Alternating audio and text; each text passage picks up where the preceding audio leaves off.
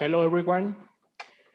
We're just waiting to the attendees to enter to this meeting. Just a little bit more. In less than a minute, we will start this session. Thank you for your patience.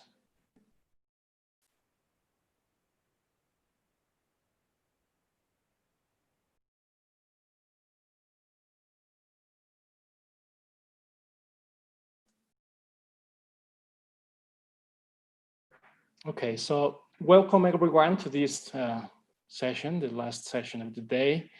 This keynote performed by Tony Wagner.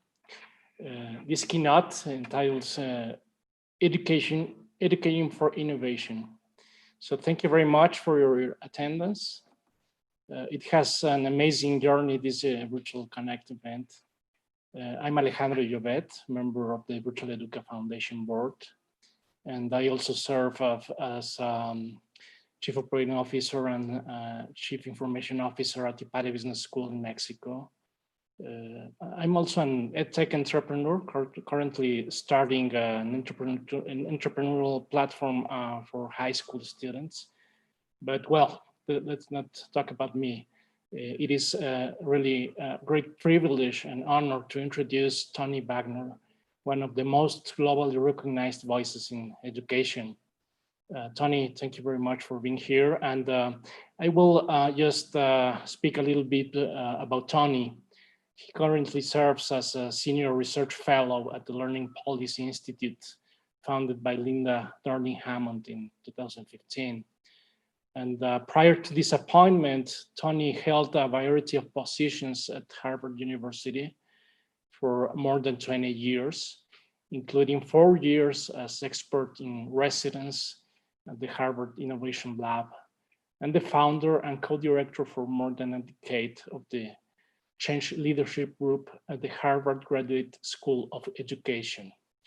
I'm gonna share my screen. I want to show you the last work of Tony, so you get to know what he's working on. Sorry. Okay, so what you're seeing right now is Learning by Heart. This is the last book of Tony that Tony wrote. He will speak a little bit about that book also. Tony, for more than his previous work experience includes 12 years as a high school teacher, K-8 principal, university professor in teacher education, and founding executive director of Educators for Social Responsibility. Tony is a frequent speaker at national and international conferences and a widely published author. His work includes numerous articles and 7 books, including 3 bestsellers, Most Likely to Succeed, Preparing Our Kids for the Innovation Era, co-authored by Ted Dintersmith, was published by Screaming in 2015. Another book is Creating Innovators, The Making of Young People Who Will Change the World. It was published in 2012. And his 2008 book, A Global Achievement Gap, continues to be an international bestseller with more than 150,000 copies in print. Tony's memoir, Learning by Heart, An Unconvenient Education, was published by Penguin Random House in 2020, and that's the book we are seeing on the screen. He also served as the strategic education advisor for a major new education documentary, Most Likely to Succeed, which had its world premiere at 2015 Sundance Film Festival and has since been shown in more than 8,000 communities. So thank you very much, Tony, for being with us at the Virtual Educa Connect event. And as I stop talking now, and I leave you the screen and the camera. Thank you very much, Tony, for being here today. Gracias, Alejandro. Thank you. Good evening, friends. Muy buenas tardes a todo. I am greatly looking forward to this conversation tonight, and I promise you it will be a conversation because I want to hear your questions and your concerns before the evening is out. But before we start, I want to show you a short video that I think suggests one of the profound challenges we face moving forward in education. So bear with me for a moment while I share my screen.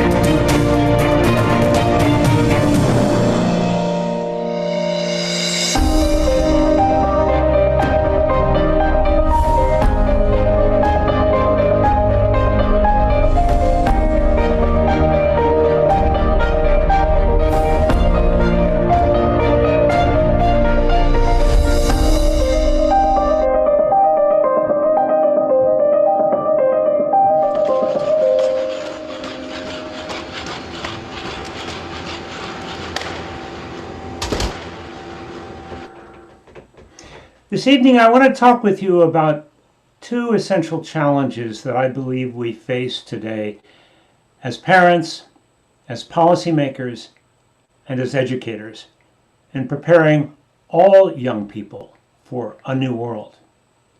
You know, when I began my teaching career, it was the twilight of the industrial economy, and people were beginning to talk about the new knowledge economy. Well, you know, Peter Drucker coined that term in 1969, 50 years ago. What a world away it seems now. We no longer have a knowledge economy today. Knowledge has been commoditized, growing exponentially, changing constantly on every internet-connected device. The world will no longer pay you for your knowledge. The world no longer cares how much knowledge our students have. What the world cares about is not what our students know, but what they can do with what they know, which is a brand new and completely different problem. And the problem has very immediate employment implications for our young people today and going into the future.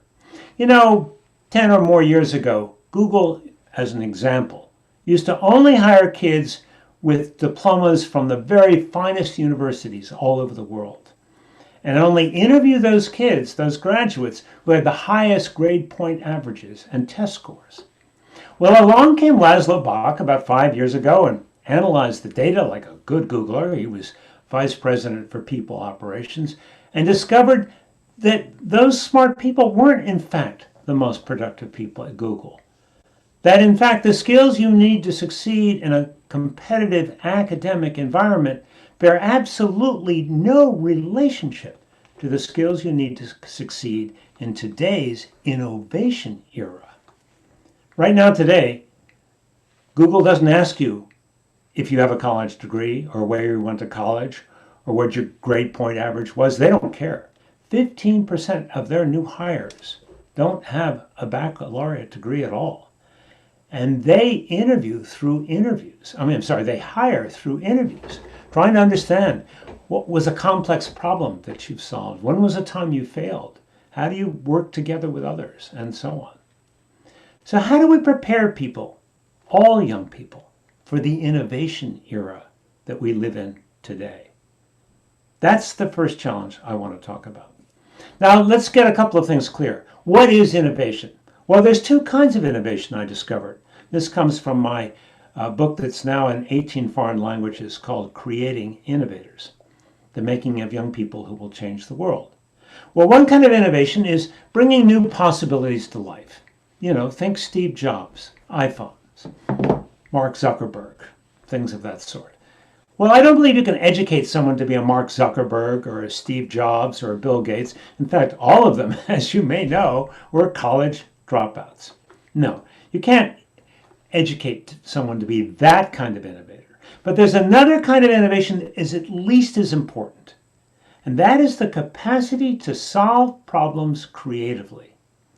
Creative problem solving, not just in high tech, but in the nonprofit world, in education, in health, and in welfare, and so many other domains all over the world, are the skills that are most sought after, that matter the most. And they don't have to be necessarily to do with high tech. So to try to better understand how we educate young people to be creative problem solvers, I interviewed a wide variety of young people, first in the United States, but now I've done this all over the world, all of whom were recognized as creative problem solvers. Some in high tech, some in the arts, some who were social entrepreneurs. An equal number of young men and young women, all in their 20s, all of whom had been recognized. And I wanted to try to understand what were the forces that had shaped them in their becoming successful creative problem solvers and often entrepreneurs as well. I interviewed all of their parents to see if I could discern patterns of parenting, and I'll talk about some of those in a moment. But most of all, I was interested in their education. And that's where I made my first very troubling discovery. You see, a number of these young people had gone to some of our so-called leading universities, specifically Harvard, Stanford, MIT, Carnegie Mellon, and they all told me they had become creative problem solvers in spite of their education, not because of it. But then I asked them, weren't there any educators that had made a difference in your life? And yes, they could all name at least one. And those teachers were from kindergarten through graduate school. Well, I interviewed all of those educators to see what they did that was different. And that led to my second very troubling discovery. You see, all of those very important educators in the lives of these young innovators were themselves outliers in their schools, teaching in ways that were very different than their colleagues, but fundamentally different than one another, even though they had never met. So I came to understand in the process of this research that there are a set of 5 fundamental contradictions between the traditional culture of schooling, which was created at the dawn of the industrial era and which we find all over the world, and the culture of learning to become a creative problem solver. 5 contradictions, which I'll briefly describe. Contradiction number 1 are all of the ways in which traditional education support, reward, and encourage individual achievement. Well, that's fine. There's a place for that. But innovation is a team sport. There is no innovation without profound collaboration. Knowing this, these outlier teachers and in colleges and schools that I have visited since really encouraged teams of students to work together to solve a big problem or to answer a complex question. The second contradiction is the contradiction between the traditional culture of schooling and the ways in which it compartmentalizes learning according to traditional subjects, which have remained largely unchanged for 100 years, versus the culture of innovation that fundamentally demands an interdisciplinary approach to understand problems and to solve them. Knowing this, these teachers from these innovation schools created interdisciplinary courses around a big question or a big problem, and teams of students worked on those together. Contradiction 3 is the culture of the classroom. The culture of the classroom in so many parts of the world where I have traveled is a culture of compliance. It's a culture of silence, where there's only one person in the room doing all the talking, and that's, of course, the teacher. Whereas in the classroom that develops young innovators, there is an emphasis on questioning authority, questioning received wisdom, and where the teacher sees his or her role primarily as that of a performance coach, coaching students to higher performance standards. Contradictions 4 and 5, I think, are the most challenging of the world. Contradiction 4 is all about the F word in schools. Failure. The hardest thing that can happen to anyone, the worst thing that can happen to anyone. How do we decide whether or not someone fails? Well, we make a bell curve, and if someone has made more mistakes than anybody else, they fail. If they've made nearly as many mistakes, they almost fail, and on and on and on. In other words, we decide who succeeds or who gets the A's and who doesn't by the number of mistakes they make. But here's the problem. Innovation demands that you take risks, that you make mistakes, and that you fail. I went to IDEO, the most famous design company of the world, and discovered that their motto, their company motto, is fail early, fail often. Other companies talk about failing fast, failing forward, failing cheap, failing smart, but failing. Why do these innovation-driven companies talk about failing? Well, they don't mean failing in an academic sense. What they're really referring to is the fundamental methodology of innovation, which is a process of trial and error, or what we would call iteration, moving from 1.0 to 2.0, learning from your mistakes. And you know, it's not just the world of innovation. If I could take a survey right now, I'd ask all of you in the audience today to raise your hands. How many of you have learned more from your mistakes than your successes? Raise your hands. I know I have. Most people I know have. Well, then why? Why do we penalize mistakes in school? It makes no sense to me. The only failure I recognize is the failure not to show up, not to try at all. You know, how do we learn to talk? How do we learn to walk? How do we learn to ride a bike? Through trial and error. What if someone were grading us, in our first efforts to talk or walk? We'd all get F's. We'd be crawling and gibbering and not be able to pass the class. No, all learning, important learning, is trial and error. The only 3 grades I can justify, and the only 3 grades that are actually widely used in innovation-driven schools today are A, B, or incomplete. In my classes, both in high school and later at the university level, a B was my performance standard that I expected every single student to meet in order to get a credit in my class. It's the same thing in the adult world. We don't want to fly with an airline pilot who's gotten a C minus, a 78. No, we expect competence, or they don't get their license. Same with a driving license or a plumbing license or an electrician's license. You have to show competence to get a job or to get a credit. Now, I believe you should allow more time or give more help to students to reach that performance standard, but it stays the same no matter what. Then I think a genuine A is recognized for real human excellence, which, as we know, is not common and shouldn't. So A's should not be common. Now, the last contradiction is the contradiction in how we motivate young people today. As I've been mentioning about grades, they are carrots and sticks. We use rewards and punishments, extrinsic motivations, to motivate students to learn. But what I discovered when I interviewed these young people, both from privilege and from poverty, an equal number of young men and young women, is that they were all far more intrinsically motivated from inside. They were motivated to want to make a difference. They were motivated in schools to do work when it was work worth doing, not by grades, not primarily. And they sought jobs where they could make a difference. So I went back and tried to understand what had their teachers and parents done to encourage and strengthen this intrinsic motivation that we're all born with. And I discovered a pattern.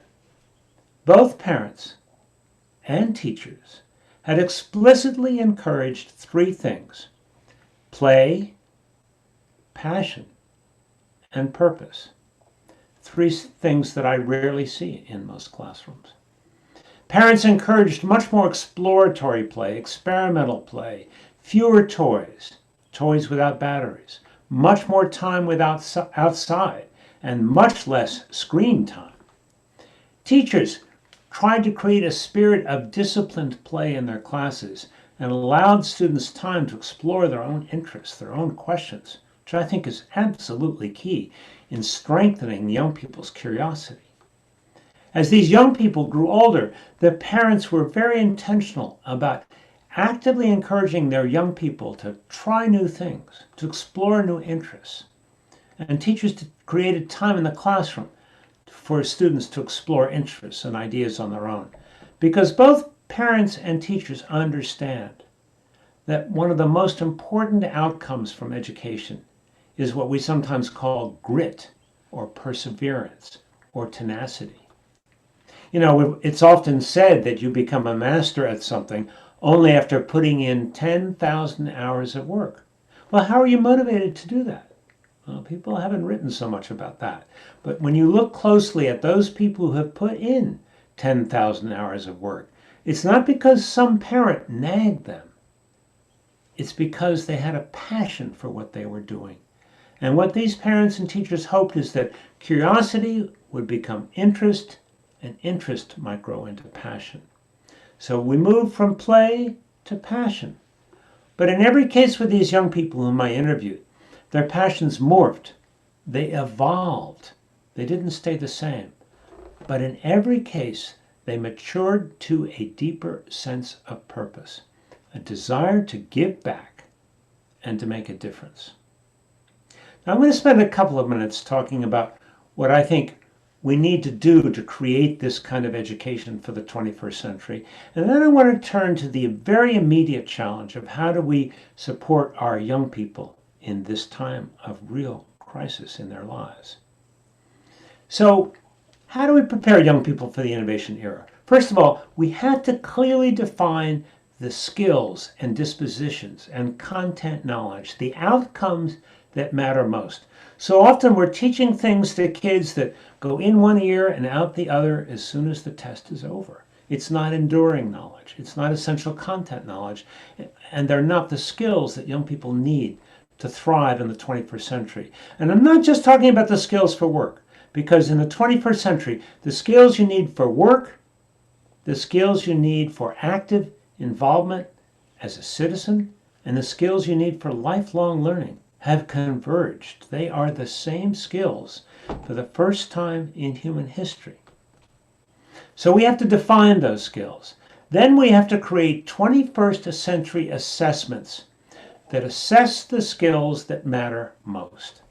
And sadly, most of the standardized tests that I see around the world do a horrible job of that. They are completely obsolete tests. Then the next thing we have to do is incent educators to become innovators, to take risks. And we do that, I think, by creating innovation funds, whether it's at an individual school level or at a district level or at a state level, funds where teams of teachers can apply to create new courses or new approaches to assessment using digital portfolios or exhibitions of mastery, which is now widely done in some schools. So those are three very essential steps: defining the new skills, the new content knowledge, the new dispositions that matter most today for work, learning, and citizenship. Developing 21st century assessments, as many people have written about, and then creating innovation funds that encourage teachers to become responsible risk takers, to support them in trying new things. Obviously, as a part of that, we will revamp teacher training. If we create model schools that are modeled after the things I've just described, those should be the places where teachers become trained in new ways.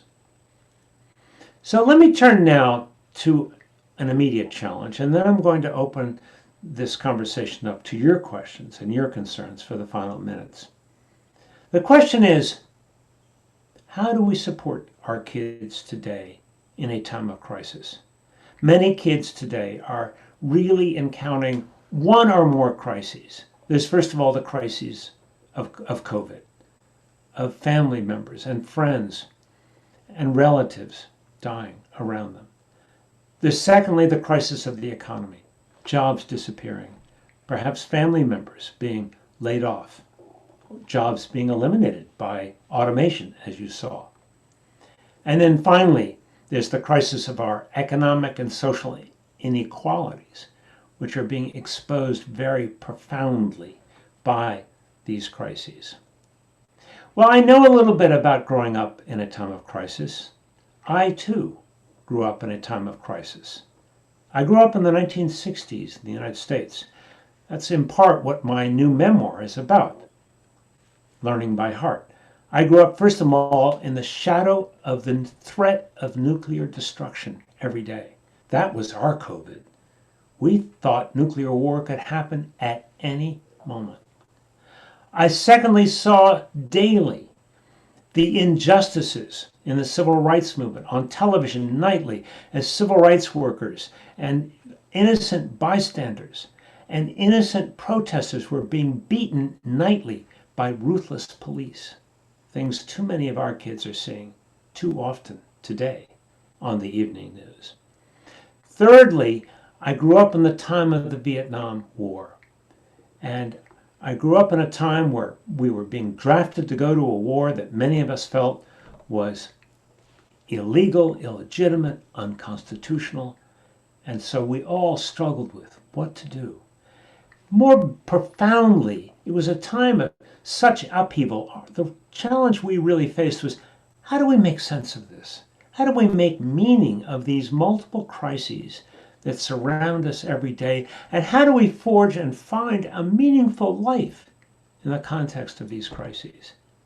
And that is exactly the questions our young people face today. Well, over time, I found three answers for myself, and I think they're exactly the same three answers our young people need today. First and foremost, I found community. I found people who shared my concerns, shared my questions, shared my aspirations, my hopes, my dreams, my fears, and it was incredibly important to me to be able to share with others what I was worrying about, what I was thinking about, what I aspired to, what kind of difference I wanted to make in my life and with my world. Secondly, I found learning environments, sometimes ones that I had to create for myself, where I could make a real choice as to what I was learning. I wanted to make sense of the world. I was not ready to sit down and simply learn things because some adult told me to. I needed to understand the Vietnam War. I needed to understand the civil rights movement. I needed to understand the arms race. And so I studied those things and studied them seriously and came to my own kind of decisions and thoughts about what was right and what was wrong. And that was incredibly important to me. Thirdly, I sought opportunities and was given opportunities to exercise my voice, to express my hopes and fears and dreams, to talk and write about the things I cared about. And I wrote in a journal for a college, and my journal writings became articles when I was a teacher, and my articles became books. So those three things, community, voice, and choice, are three things that I believe all young people need today. And we as adults, no matter what role we are in, must help our young people find those three things: community, choice, and voice. Now I'm really interested to learn from you. You're all over the world in different time zones, and I'm excited to hear your questions and your comments. And so Alejandro will be reading your questions and telling me kind of what's on your mind. I ask only that you keep them brief so Alejandro can read them and so that I can answer them. Thank you. Sure, Tony. Thank you very much. And thank you for your generosity and sharing your purpose of life and life experience with us. It was really inspirational for our audience today. So we have some questions. One of them is, in one classroom I teach, I have teenagers and two 50-year-old students. For the second ones, sometimes it's really hard to manage, employ technology. How can we motivate them and make it feel easier so they don't feel overwhelmed? Well, I think young people are often the best teachers of the new technologies, aren't they? So I would suggest that you take and appoint a couple of your young people who are pretty good at this technology and who know how to explain it well to be kind of classroom tutors or classroom assistants. But beyond that, I would try to build the common ground between the generations around curiosity. What are their questions? What are they curious about? I have recommended that all students keep a curiosity journal, a question journal, where they write down the questions that are of concern or interest to them. And that periodically a teacher meets with each student and has the student circle the question or concern that's uppermost on their mind, or share them out with the class. And I think we'd be really pleasantly surprised to find how much common ground there is in the kinds of questions we're all kind of wrestling with today. Thank you, Tony. We have another question here. How do we motivate students coming from emotionally unstructured families where there are aspects interfering against learning? I think that's one of the most toughest, most difficult challenges we as educators face today, and I don't have any easy answers for you. But in my first 5 years of teaching secondary school, I taught at-risk students who came from very difficult environments.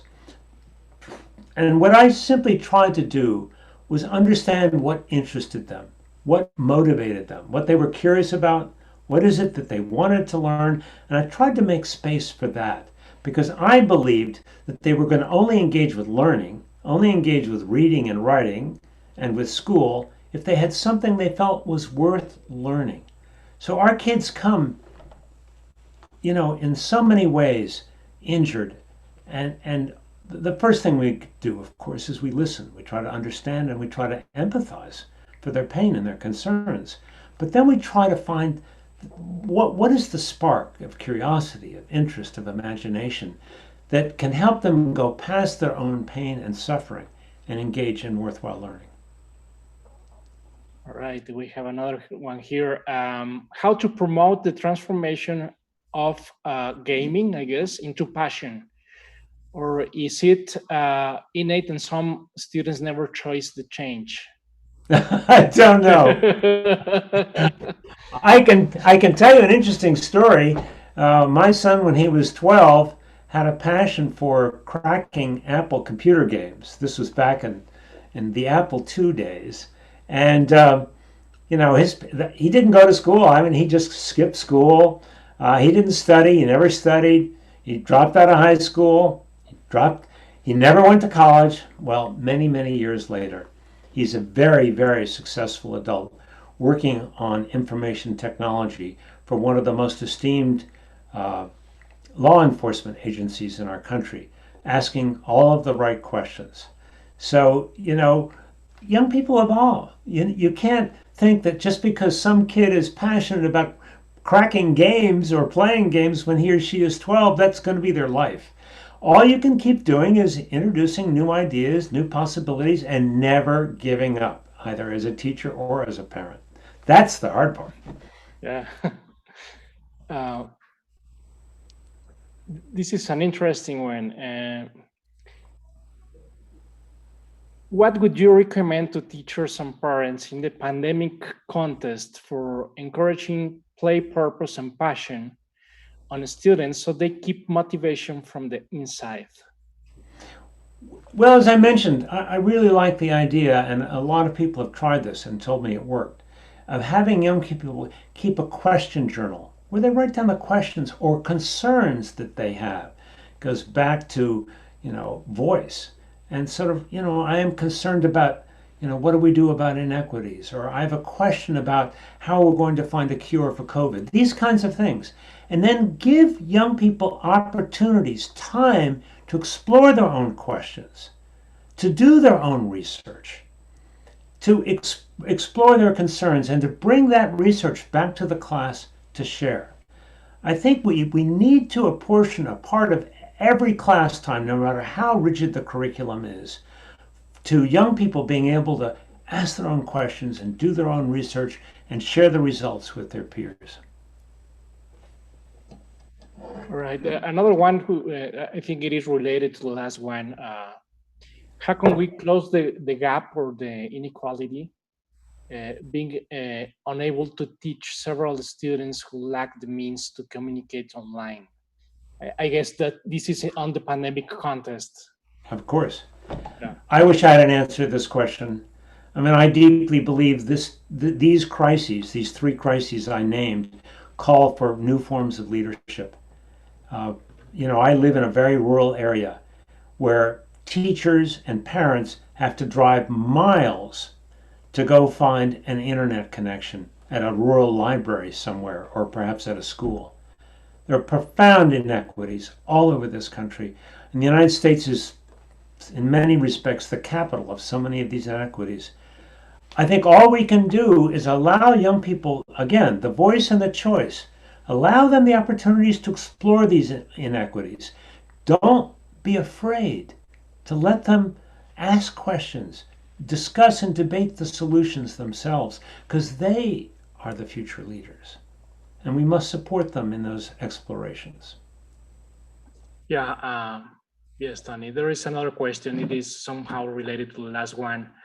And I think Ingrid Botch, I don't know where she's from, but she's asking this question, and these questions are being asked all the time. And I think that's one of the reasons why people from all over Latin America and Spain and Portugal come to this kind of events from Virtual Educa, seeking for this type of answers. So she's asking how to promote educational innovation in countries with a lack of economical resources and educational resources. I think the important thing is to help business leaders understand, and policymakers both, that innovation is the economic engine of the future in all countries. A growing number of countries are not going to be able to supply a decent way of life for the majority of their population just through resource extraction or through primary industries. More and more, it is the value-added industries, the value-added jobs that provide the middle-class way of life. And that requires a different kind of education. So I think the real challenge is for us to realize we don't live in a knowledge economy anymore. It's not how much you know, it's what you can do with what you know. And so that is a very different education challenge. So if we're going to educate a growing number of young people to be creative problem solvers, to be innovators, we need to all understand this is the new world, this is the new reality for which all young people have to be prepared in every single country. And so we as educators have to, first of all, educate ourselves. What's the problem? We made this film, as many of you may know, called Most Likely to Succeed, about the innovation era and about the kind of education that it requires in order to help communities understand and come together to talk about the key questions of preparing all young people for the innovation era. So I speak now not as an economist, but also not merely as an educator. I'm not just speaking about what is humanistically right for young people. Of course I am. But I'm also talking about what is economically necessary for countries. And I think we have to speak both languages. What is humanistically right, what is economically necessary. Okay, we have a lot of comments and congrats and thank you. Thank you very much for your conference. We have also a lot of comments about the play, passion, purpose formula. I think they loved it. Thank you very much, Tony. We have another question here. Would you consider that more humanistic preparation should be more relevant in the modern education beyond the technical knowledges? Well, you know, what is so interesting to me about the innovation era is that we don't know what kinds of skills and talents are going to be required. You know, in the assembly line era, the industrial, it was very clear. The only skill you needed was to show up on time and obey orders, right? That's how you got a job, right? And you stayed on the assembly line. In the knowledge economy, it was pretty clear as well. How do you get ahead in the knowledge economy? By knowing more than the person next to you. Well, today, we reward all kinds of diverse talents and skills and personality types. So there's no formula for success in the innovation era. And so I deeply believe that education must be about the fullest development of every young person's human capabilities. I think that's going to solve our economic challenges as well as our humanistic challenges. We have a couple of minutes more, so we can not end up on time. We have another question here. It says community choice and option. To what extent is a teacher prepared to give these tools to his students? And maybe I would add what kind of tools a teacher could seek for delivering community choice and option. Well, I'm not quite sure I understand the question. I do believe choice in education is important for the simple reason that some parents are not comfortable with more informal or more innovative approaches to schooling. And if they want a more traditional approach for right now, for that particular child, I think we have to permit that. One size does not fit all. And that's another message of my memoir. I did not fit any of the patterns in the 1960s for schooling. I dropped out of secondary school once, I dropped out of college twice. So I had to find and create the education choice that worked for me. So I think allowing more choices to families and more choices to children is extremely important. Okay, I think we have time for one or two more questions. One of them is asking what is the name of the video we saw at the beginning. They liked it a lot. Oh yeah, So that's not a part of a longer video, but it is called "The Future of Work." That's the clip, and my friend Ted Dintersmith, teddintersmith.com, did the video as a part of a promotion for his book, great book called What School Could Be. So if you go to teddintersmith.com, you can download that video. And if you have trouble with it, finding it or something, email me, tony@tonywagner.com, and I'll see if I can help you. And if we don't get to some of your questions or concerns tonight, that's how to reach me as well.